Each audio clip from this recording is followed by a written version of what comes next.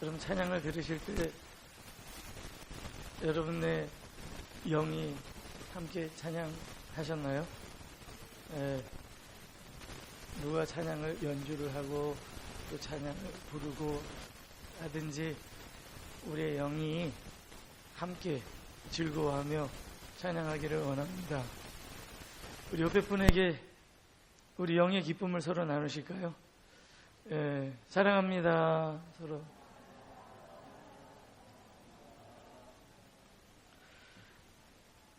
율법의 완성은 사랑이니까 그냥 성경 말씀을 딱 하나로 이야기하면 사랑이죠. 근데 항상 빠지지 말아야 될 게 그리스도 안에 사랑이라고 하는 것을 우리가 잊지 않기를 바랍니다. 오늘도 결국은 그 말씀을 또 이렇게 어렵게 우리에게 전해 주셨는데 또 이 어려운 말씀을 우리는 또 이해해 보려고 한번 노력해 보겠습니다. 여러분 준비되셨어요? 깨어 계십니까? 아멘. 28절에서 32절 우리가 읽은 말씀은 앞부분에서 제기된, 지금 계속되는 알 수 없는 수수께끼와 같은 성경에서 이걸 복음의 신비다라고 이야기했습니다. 복음의 신비, 또 신비하면 말이 잘 다가오지 않는데 영어로 하면 미스테리, 복음의 미스테리, 여기에 대해 지금 우리에게 대단원의 결말을 제시해 주는 부분입니다. 복음의 미스테리, 복음의 신비가 과연 뭘까?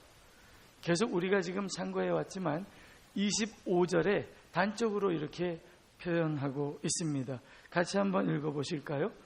형제들아, 너희가 스스로 지혜 있다 하면서 이 신비를 너희가 모르기를 원하지 아니하노니 이 신비는 이방인의 충만한 수가 들어오기까지 이스라엘의 더러는 우둔하게 된 것이라. 그러면서 이 신비에 대해서 28절부터 우리에게 소개하는데 28절이 재밌는 방법으로 우리에게 이걸 풀어줍니다. 여러분 시에서 대꾸라고 하는 걸 들어보셨어요? 대꾸? 앞에서 한 이야기를 그 다음 구에서 이렇게 받아치는데 비슷한 말로 받아치기도 하고 반대말로 받아치기도 하고 이런 대꾸를 사용하여서 우리로 하여금 지금 전하고자 하는 의도를 이렇게 잘 전달하려고 하는데 28절에 그런 대꾸를 사용합니다. 28절을 다시 한번 보시겠어요? 복음으로 하면 그들이 너희로 말미암아 원수된 자요, 택하심으로 하면 조상들로 말미암아 사랑을 입은 자라. 사실 지금의 현재 상황으로만 보면 이 대꾸가 앞뒤가 좀 바뀌는 게 좋습니다. 현재 상황은 이렇게 있는 게 훨씬 더 현재 상황을 잘 반영을 해요. 그게 뭐냐면 택하심으로 하면 조상들로 말미암아 사랑을 입은 자였으나 복음으로 하면 그들이 유대인들이 너희로 말미암아 이방인으로 말미암아 지금은 원수된 자다, 이 말입니다. 이게 현재 상황이에요. 이해가 되십니까? 근데 이걸 뒤집었어요. 뒤집으면 그들이 하나님과 원수된 지금 상황이 강조되나요? 아니면 하나님의 사랑을 입은 자라고 하는 것이 강조가 되나요?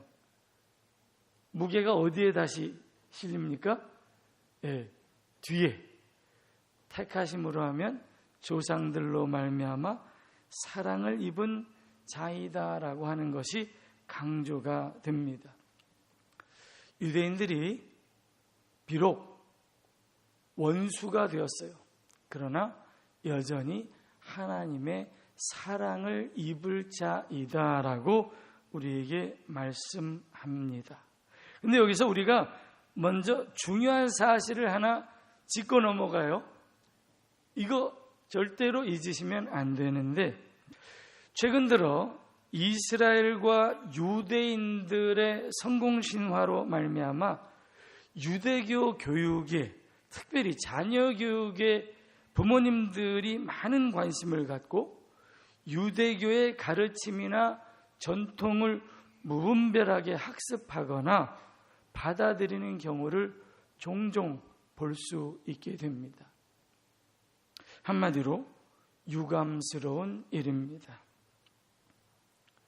오늘 이 말씀이 지적하고 있는 바와 같이 유대교는 이 당시 유대인들의 전통을 따라 지금도 이 전통을 지키며 그 종교적인 모습을 유지하고 있는 유대교는 현재 스코어로는 복음에 대하여서는 원수된 자라고 하는 사실을 잊지 마시기를 축원합니다. 누가 누구에게 배워야 돼요? 유대교가 기독교에게서 배워야 돼요? 기독교가 유대교에게서 배워야 돼요? 예. 혼란스러우시죠? 왜? 유대교인들이 더 잘 살고 있는 것 같은 생각이 드셔서 그래요. 또 구약 성경은 유대인들이 더 잘 이해할 것이라고 하는 어떤 선입관 때문에 그런 생각들을 하시는데, 구약 성경을 여러분 완전히 우리에게 드러내시고 해석하시고 완성하신 분이 그리스도 예수이신 것을 우리가 깨닫는다면, 예수님께서 구약 성경의 더 정통한 해석을 우리에게 가르치셨다고 하는 사실도 분명히 우리가 알게 될 줄 믿습니다. 유대인들은 지금 복음에 대해서는 원수된 자예요. 다른 표현으로 하면 완악한 자이고 넘어진 자입니다.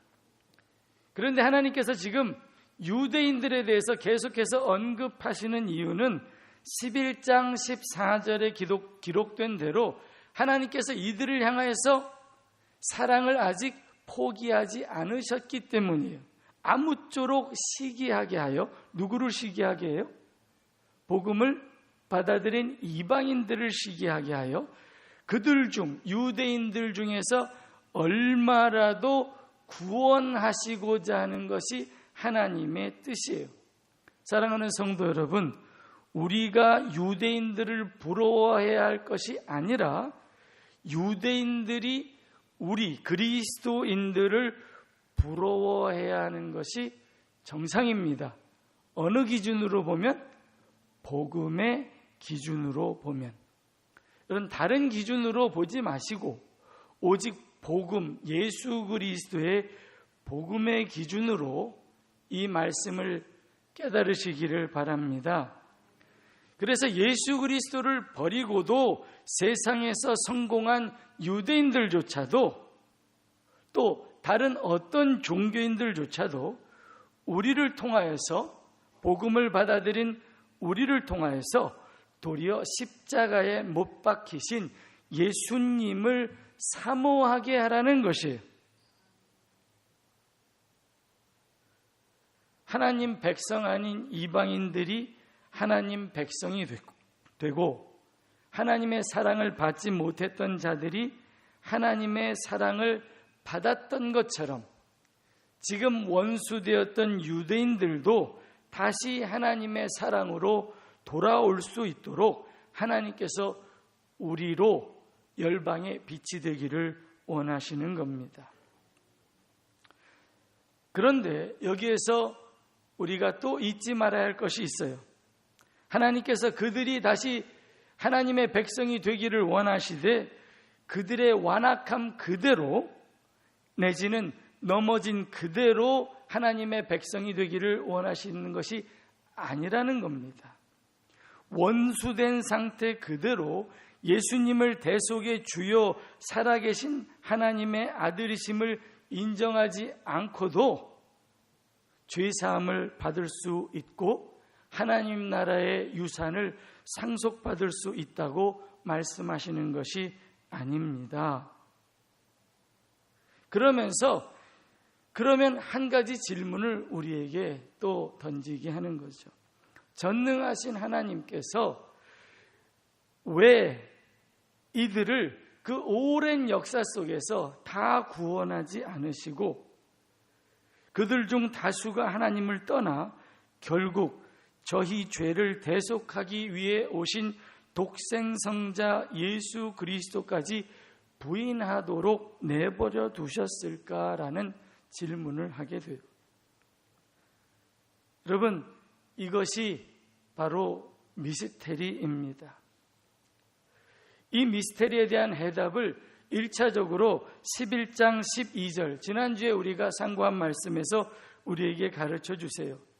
그들의 넘어짐이 세상의 풍성함이 되며 그들의 실패가 이방인의 풍성함이 되거든 그들의 충만함이리요 라고 말씀하면서 32절에 오늘 우리가 읽은 말씀 32절에 결론적으로 이렇게 말씀하세요.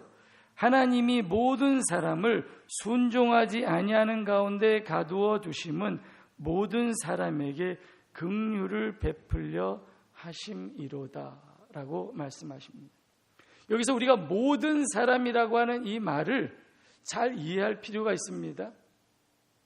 여기서 모든 사람은 온 인류를 다 이야기하는 게 아니에요. 죄를 범한 사람, 모든 사람, 믿음으로 하나님을 인정한 사람, 모든 사람, 이렇게 이해하시는 게 좋습니다. 결국 이스라엘이 완악한 것을 하나님께서 내버려 두심으로 말미암아 모든 인류가 다 하나님의 긍휼하심을 입을 대상이 되었다고 하는 것을 우리에게 가르쳐 주시면서 이들을 통하여서 우리에게 알게 하시는 것이 있어요. 첫 번째로 이스라엘의 완악함이 바로 우리의 완악함인 것을 보이기 원하셨던 겁니다. 두 번째로 인간은 하나님께서 은혜를 베풀어 주심에도 불구하고 결국 하늘의 만나를 버리고 가나안의 재물을 숭상하게 될 것이라고 하는 것도 가르쳐 주시는 거예요. 그럼에도 불구하고 이렇게 스스로 복음과 원수되었던 자들에게 긍휼을 베푸시는 하나님이심을 우리에게 깨닫게 하시려고 우리에게 이 말씀, 유대인들이 갇혀 있었다라고 하는 것을 알려주시는 겁니다. 시공을 초월하여 존재하는 아담의 세대와 그리스도 세대 사이에 일어나는 영적 갈등이 우리 세대 가운데도 일어나고 있음을 직시하게 하시면서 한마디로 종교다원주의에 대한 엄중한 경고로 우리에게 이 말씀을 주신다고 보아도 좋겠습니다. 종교다원주의, 예수님을 믿어야 구원받는가? 유대인은 유대인의 믿음으로, 이슬람교도는 이슬람교도의 믿음으로, 불교도는 불교도의 믿음으로 구원받게 될 것이라고 하는 종교다원주의에 대하여서 오직 예수 그리스도의 믿음으로 하나님 나라의 백성이 될 수 있음을 오늘 말씀을 통해서 우리에게 가르쳐 주십니다. 하나님의 긍휼의 대상에서 제외될 사람은 아무도 없다라고 하는 것을 우리에게 가르쳐 주는 것이지, 하나님께서 모든 사람, 믿지 아니하는 사람도 다 구원하시겠다고 하는 말씀을 우리에게 전하는 것이 아니라고 하는 거예요. 사랑하는 성도 여러분, 하나님의 은혜는 유대인이든지 이방인이든지 믿음으로 순종하는 이들에게 베풀어 주시는 것임을 기억하시기를, 믿음으로 고백하시기를 축원합니다.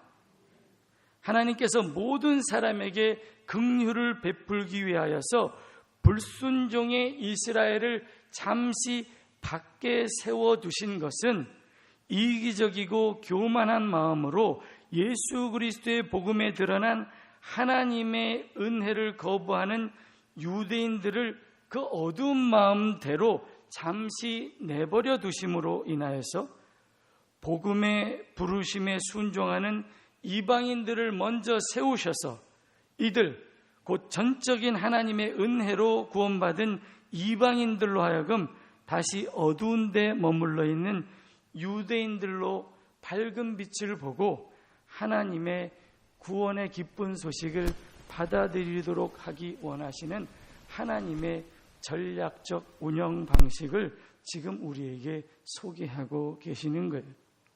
결론적으로 로마서 1장 16절 17절 말씀이 이 복음의 신비에 대한 해결책이고 결론인 것입니다. 내가 복음을 부끄러워하지 아니하노니 복음은 모든 믿는 자에게 구원을 주시는 하나님의 능력이 됩니다. 모든 자라고 말씀하시는데 단서가 하나 붙어요. 어떤 자요? 모든 믿는 자에게 라입니다. 어떤 자에게요? 모든 믿는 자에게. 유대인이나 헬라인이나 복음은 모든 믿는 자에게 구원을 주시는 하나님의 능력이다라고 말씀해 주고 있습니다. 이러면서 택하심으로 하면 조상들로 말미암아 사랑을 입은 자다라고 우리에게 말씀하지요. 이 택하심이란 단어를 우리가 많이 오해합니다. 이걸 가지고 자꾸 한 번 해병은 영원한 해병식의 선민사상이라고 유대인들도 주장하고 심지어는 우리도 그렇게 받아들이고 있어요. 여러분 이러면 곤란합니다. 이 질문을 여러분 스스로에게 한번 던져보십시오. 유대인들만 택하심을 받았습니까? 우리는 택하심을 받았습니까? 안 받았습니까? 그럼 우리도 택하심을 받았으면 우리 자손은 선민입니까? 그렇지 않다라고 우리가 이야기하면서도 유독 유대인에 대해서는 우리조차도 선민 사상을 인정하려고 하는 경향이 있다는 것이 문제예요. 성경적으로 택하심은 부르심이라는 말과 같은 의미를 가지고 있다는 것을 우리가 알아야 합니다. 부르심, 택하심이라고 하는 건 부르셔서 역할을 주심, 부르셔서 사명을 주심이에요. 구속사적인 관점에서 이스라엘을 부르시고 그들에게 열방의 빛이 되도록 하는 사명을 주신 것은 부인할 수 없는 사실이나 이로 인해 이스라엘 자손은 누구를 막론하고 구원의 방주에 무임승차할 수 있는 특권을 가졌다고 주장할 수는 없습니다. 여러분, 이 진리는 마찬가지로 우리에게도 적용된다라고 하는 걸 우리는 이해하지요. 여러분 그러시죠? 내가 구원받으면 내 자녀는 자동빵이에요? 아니잖아요. 마찬가지인 거예요. 하나님께서 말씀하십니다. 그래, 너희 조상이 아브라함이냐? 라고 물으시면서 그러면 너희 조상 아브라함이 믿음으로 의롭게 된 것처럼 너희도 예수를 믿음으로 의인 되기를 바란다고 말씀하시는 거예요. 너희가 지금은 원수 되었어도 여전히 긍휼의 대상인 것은 사실이지만 그렇다고 해서 예수 그리스도의 복음을 받아들이지 않고 무조건 하나님 나라의 유산을 상속받을 수 있다고 생각해서는 안 된다고 하는 것도 우리에게 지금 가르쳐주고 있는 것입니다.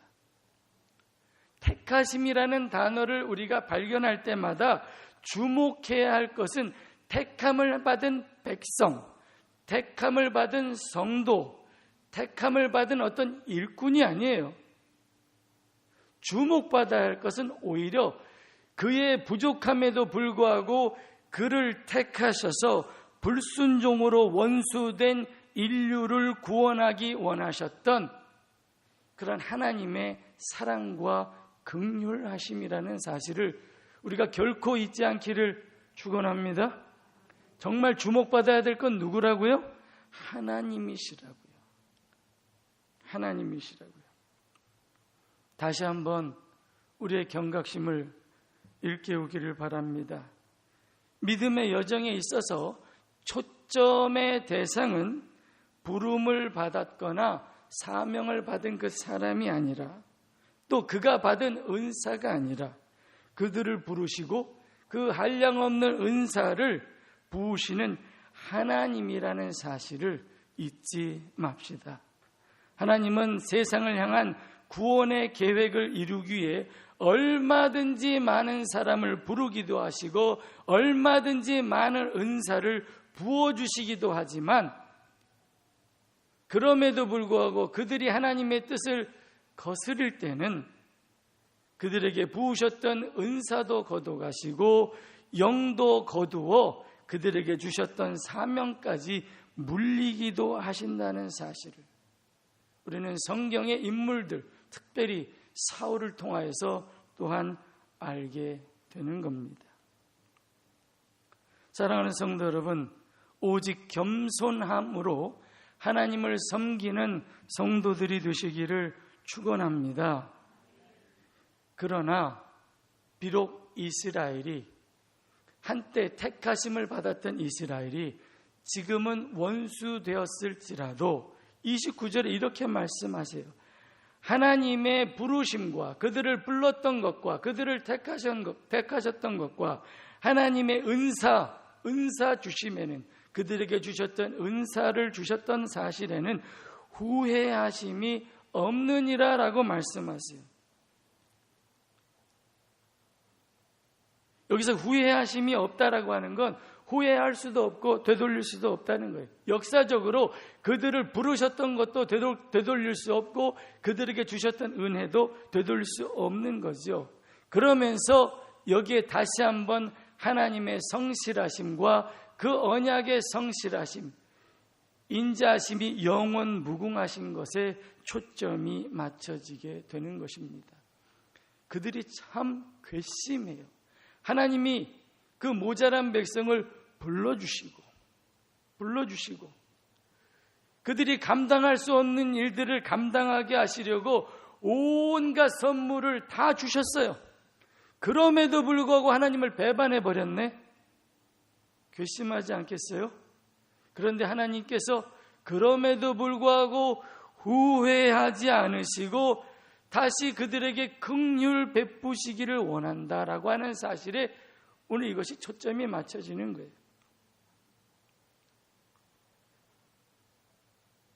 정말 복음 안에서 우리가 발견하는 놀라운 사실은 불순종할 때 우리가 하나님께 받을 이 반응이 더 큰 사랑과 긍휼이라는 겁니다. 믿으십니까? 안 믿어지시나요? 물론 그 사랑 가운데 제가 매도 포함되어 있다고 말씀은 드렸지만, 여러분, 불순종이 맞이할 반응은 놀랍게도 하나님의 긍휼을 베푸시는 하나님이라는 사실이에요. 성경 전체가 이걸 우리에게 지금 증언하고 있어요. 언약의 성실하심으로, 성육신 하시고 십자가에 죽으심으로, 성령 보내시고 우리 가운데 임재하시고 기름 부으시고 은사 주심으로 우리에게 끊임없이 긍휼을 베푸신다고 하는 사실을 가르쳐 주시는 거예요.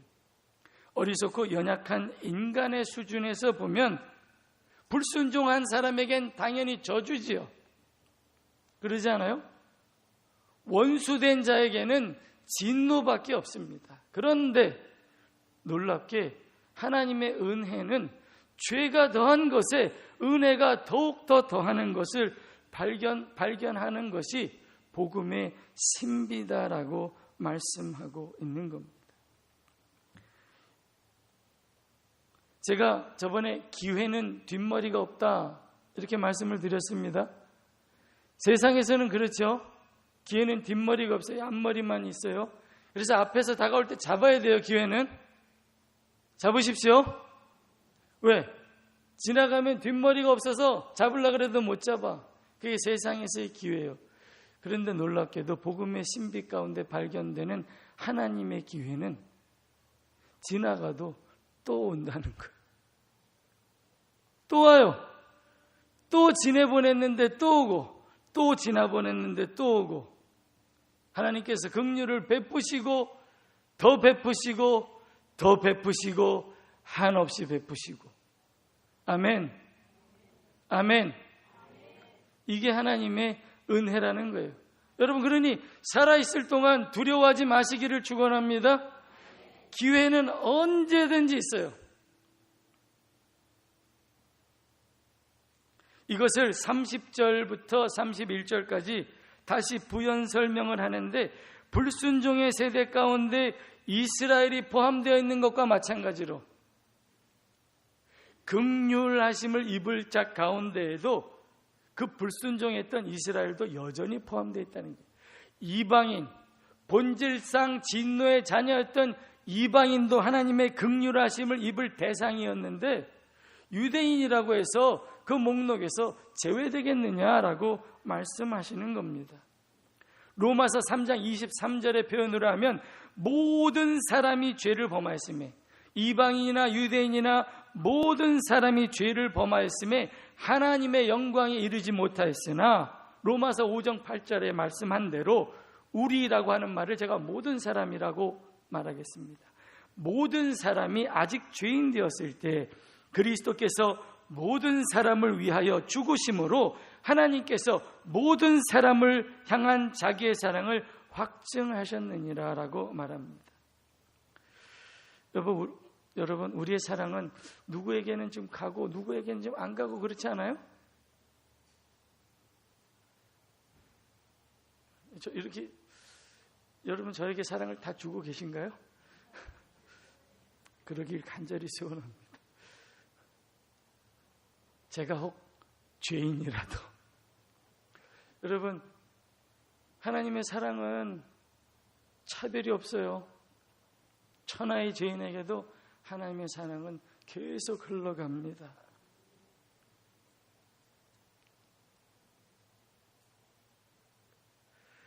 비록 예수 그리스도를 십자가에 못 박아버렸어요. 자기들을 자기 죄에서 구원하러 오신 메시아를 십자가에 못 박으면서 그 피를 나와 우리 자손에게 돌려버려라 라고 말하기까지 참담한 죄를 서슴지 않고 저질렀던 유대인일지라도 하나님은 한없는 긍휼하심으로 여전히 그들이 하나님의 긍휼하심 입을 자이다라고 하는 사실을 가르쳐주고 계신 겁니다. 하나님이 모든 사람을 순종하지 아니하는 가운데 가두어 두심은 모든 사람에게 긍휼을 베풀려 하심이로다. 여기에 초점은 모든 사람이 순종하지 않으므로 사망과 저주 가운데 매어 있다고 하는 이 사실과 함께, 그럼에도 불구하고 하나님 그러한 자들에게 긍휼 베풀기 원하신다고 하는 겁니다. 사랑하는 성도 여러분, 모든 사람이 하나님 나라에 들어가는 것은 분명히 아닙니다. 모든 사람이 하나님 나라에 들어가는 건 아니에요.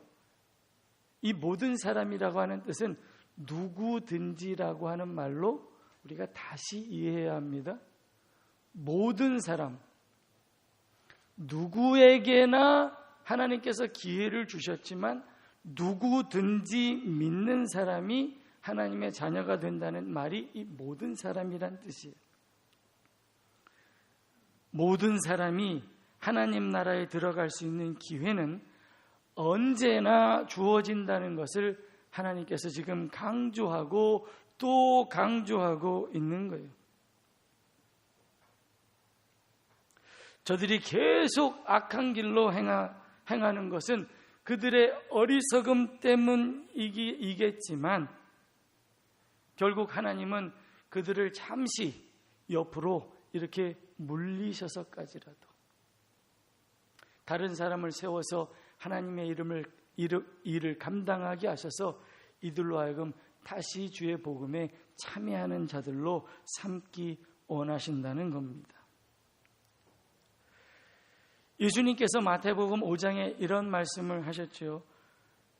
세상에서는 내 이웃을 사랑하고 내 원수를 미워하라 하였다는 것을 너희가 들었으나 나는 너희에게 말하노니, 복음은 너희에게 말하노니 너희 원수를 사랑하며 너희를 박해하는 자를 위해 기도하라. 이렇게 말씀하세요. 사랑합시다. 사랑합시다. 누구를 사랑하래요? 다 사랑하래요. 다 사랑하래요. 그래서 옆에 있는 사람도 사랑하는 거예요. 옆에 있는 분에게 다시 한번 또 이렇게 웃으면서 인상 푸시고, 무서운 얼굴 말고 웃으시면서 복음 때문에 너도 사랑해. 이렇게 서로 사랑 고백합시다. 네. 이제 나온 지 얼마 안 되신 우리 선생님은 저를 언제 보셨다고 사랑하세요? 이런 눈빛으로 보셨는데, 복음 때문에 사랑하지요? 복음 때문에 우리 다 사랑합니다.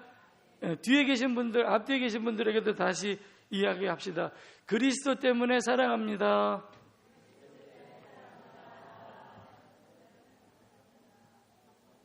예.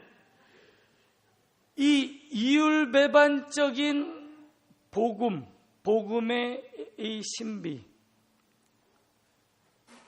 이 복음의 신비의 결정체는 하나님의 긍휼입니다. 원래 원수는 진노의 대상인데 긍휼의 대상으로 바뀌어버리는 거. 그래서 제가 오늘 설교 제목을 미워도 다시 한번, 미워도 다시 한번, 미워도 다시 한번. 이 다시 한번은 계속 딱 한 번이야 이게 아니에요. 어떤 사람이 예수님의 산상설교를 이렇게 해석했답니다. 친구가 뺨따구를 딱 때렸어요. 그랬더니 이 사람이 너 나 오른뺨 때렸니? 성경에 보니까 왼뺨도 돌려대라 그러더라. 자, 여기도 한 대 때려. 그러더니 너 이거 때리고 나면 죽었어. 성경을 그렇게 이해했어요. 오른뺨을 때리면 왼뺨도 돌려대라 그랬다고. 그 사람의 한계는 그 왼뺨까지예요. 그게 아니죠. 거기서 말하는 건 끊임없이 미워도 다시 한 번은 계속해서 미워도 다시 한 번. 여러분, 이러한 사랑이 우리에게 있기를 바랍니다. 우리 교회도 있기를 바랍니다. 제일 무서운 게 뭔지 아세요? 찍히는 거.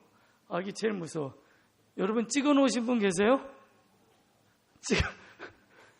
찍어 놓으신 분, 제발 그거 좀 다 뽑으세요. 제발 좀 뽑으세요. 왜 이렇게 여러 사람을 찍어 놓으셨는지 다 뽑으세요. 어떤 사람은 너무 많이 찍어 놔갖고 뽑아도 계속 찍혀 있어. 또 어떤 경우에는 찍은 걸 뽑는 속도보다 찍히는 속도가 더 빨라. 그래서 계속 찍혀. 여러분, 그러할지라도 계속 사랑합시다. 계속 긍휼을 베풉시다. 그런데 제가 아까 말씀을 언급을 한 것처럼 이 미워도 다시 한 번의 사랑에서 결코 잊지 말아야 될 진리가 있어요. 이건 잘못한 걸, 죄를 그냥 묵인하고 포기하고 내버려 두는 사랑이 아니라는 겁니다. 긍휼을 베풀되 정결하게 하고 온전하게 하고 의롭게 하기 위하여서, 오늘 집사님이 기도하신 것처럼 그리스도의 장성한 분량이 충만한 데 이르게 하기 위하여서 끝까지 힘들더라도 포기하고 싶더라도 바라고 견디는 사랑을 하라는 겁니다. 이해되십니까? 그러기에 무작정 넉넉히 기다리는 사랑이 아니라 그리스도 안에서 발견되는 죄사함과 구원을 베푸시는 이 하나님의 사랑, 즉 복음으로 교훈하고 책망하고 바르게 하고 의로 교육하기 위하여서 전하고 또 전하고 전하고 또 전하고 언제까지? 끝까지. 언제까지요? 따라서 해보세요. 내 생명 다하도록. 아니면 저 생명 다하도록. 뭐 꼭 내가 먼저 죽으려는 법은 없잖아요. 저 사람이 먼저 죽을 수도 있으니까. 내 생명 다하도록, 저 생명 다하도록 복음 안에서 그리스도의 사랑을 계속 전하라고 지금 말씀하고 있는 거예요. 복음 안에 있는 하나님의 능력, 곧 십자가의 사랑이 우리가 베풀 긍휼이라고 지금 말씀하고 있습니다. 로마서 1장 16절 17절 계속 기억하고 계시죠? 복음은 뭐라고요? 모든 믿는 자에게 구원을 베푸시는 하나님의 능력이 됨이라. 헬라인에게, 유대인에게. 어떤 자에게? 모든 믿는 자에게. 근데 누가 믿어요? 그리스도의 말씀을 들은 사람이. 그 사람이 그걸 어떻게 들어요? 누가 가서 전하니까. 누가 가서 전해요? 하나님이 보내셨으니까. 그래서 복음을 전하는 자의 발이 아름답다, 이렇게 말씀한다고 우리가 함께 말씀을 묵상한 적이 있습니다.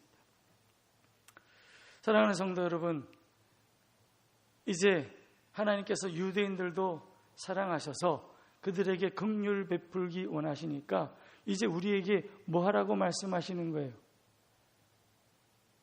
그걸 이제 로마서 12장 1절부터 이야기하시는 거예요. 다음 주에 우리가 더 자세하게 묵상하겠지만 1절과 2절 말씀을 함께 읽겠습니다. 그러므로 형제들아, 내가 하나님의 모든 자비하심으로 너희를 권하노니 너희 몸을 하나님이 기뻐하시는 거룩한 산 제물로 드리라. 이는 너희가 드릴 영적 예배니라. 너희는 이 세대를 본받지 말고, 누구예요? 유대인의 세대를 본받지 말고 오직 마음을 새롭게 함으로 변화를 받아 하나님의 선하시고 기뻐하시고 온전하신 뜻이 무엇인지 분별하도록 하라. 여러분, 유대교가 이러니 저러니 하면서 그래서 저들이 잘 사니 성공하느니 하니까 우리가 따라가야 될 것처럼 이야기하지 마시고, 이스라엘이 가나안에 들어가 그들이 섬기던 하나님을 버리고 가나안 사람들이 섬기던 제물의 우상을 쫓아 하나님을 바꿔버린 것처럼 우리도 유대인들을 따라 하나님을 버리고 예수 그리스도를 버리고 만몬을 쫓아 어리석은 길로 행하지 말고 오직 예수 그리스도의 복음을 굳게 붙잡고 서 있어 그들로 하여금 도리어 십자가에 못 박힌 예수를 믿는 우리를 부러워하게 하라 말씀하시는 거예요. 우리에게 부러워할 것이 있다면 무엇이 있겠습니까? 예수 그리스도 뿐입니다. 우리에게 자랑할 것이 있다면 무엇이겠습니까? 오직 예수 그리스도 한 분뿐인 것입니다. 지금은 잠시 갇혀있는 저들을 위해 우리가 해야 될 일은 그러므로 먼저 복음의 반석 위에 굳게 서서 흔들리지 않는 것입니다. 고린도전서 15장 57절 58절을 읽고 오늘 말씀을 맺겠습니다. 우리 주 예수 그리스도로 말미암아 우리에게 승리를 주시는 하나님께 감사하노니 그러므로 내 사랑하는 형제들아 견실하며 흔들리지 말고 항상 주의 일에 더욱 힘쓰는 자들이 되라.